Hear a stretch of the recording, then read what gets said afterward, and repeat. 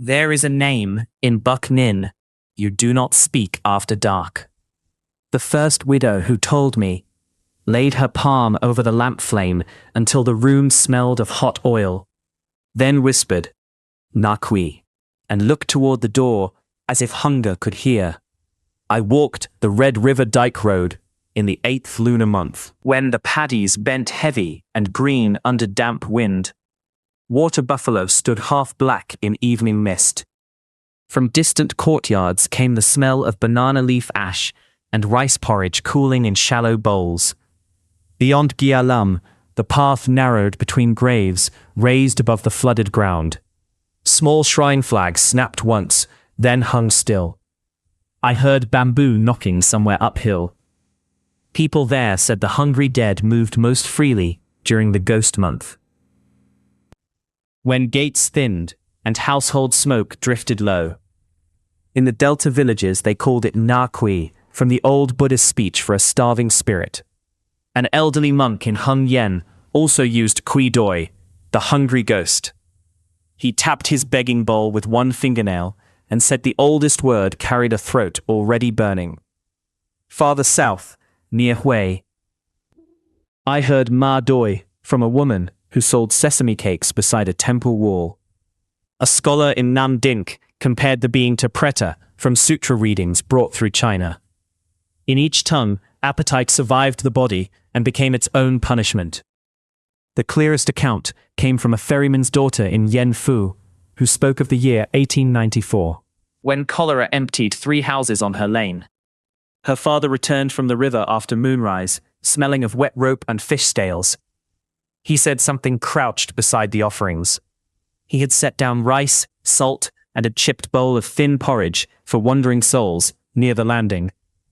Lantern light showed a body like bundled sticks under skin, with a belly rounded tight as a drum, was hardly wider than a beam slit. The ferryman told his daughter the ghost bent low over the steam and made a sound of swallowing again and again without taking anything in. Porridge trembled in the bowl. The air smelled scorched, like old incense dropped onto damp earth and trampled. He spoke of it only once. After that night he stopped eating before sunrise ferry runs and left food out with lowered eyes. His daughter remembered his hands shaking whenever spoons touched pottery. For 2 months, he slept sitting upright, because each time he lay down, he heard chewing. In village after village, I heard the same signs before an appearance. Dogs whined into their own ribs. Oil lamps thinned blue at the wick.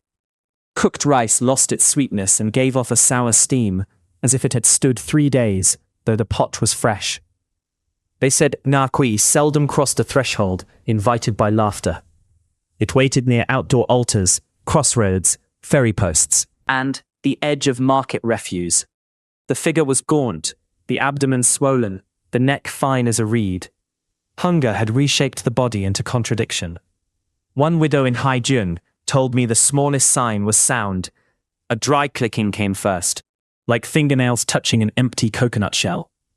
Then the silence around crickets widened. She never answered when she heard it.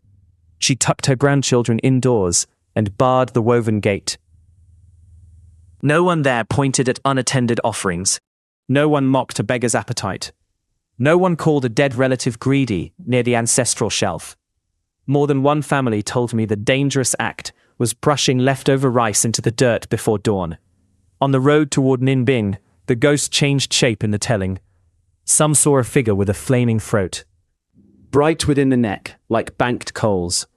Others kept the tiny mouth and added hair hanging in greasy ropes. A monk said both were old images meeting. Among Khmer-speaking villagers farther south, I heard of hungry spirits gathering during Chumben, drawn by prayers and rice balls cast for the dead. There, the stress fell on missed offerings and kinship debt. In the northern delta, people spoke more often of wandering strangers and roadside altars. A Chinese trader in Haiphong.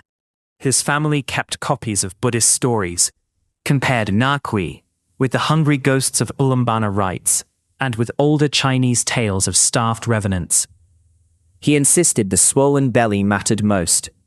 A local woman beside him said the mouth mattered more. The oldest name source I found was not Vietnamese first, but Buddhist.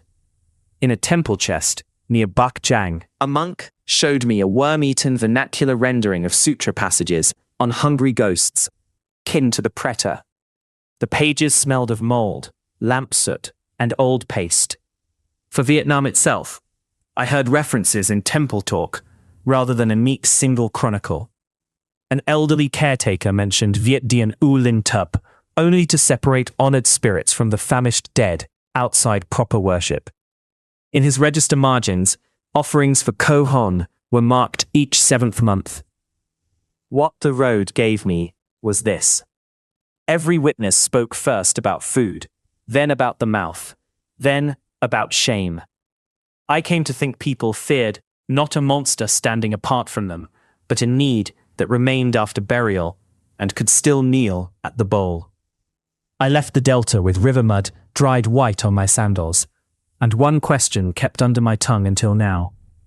What name do you not speak after dark?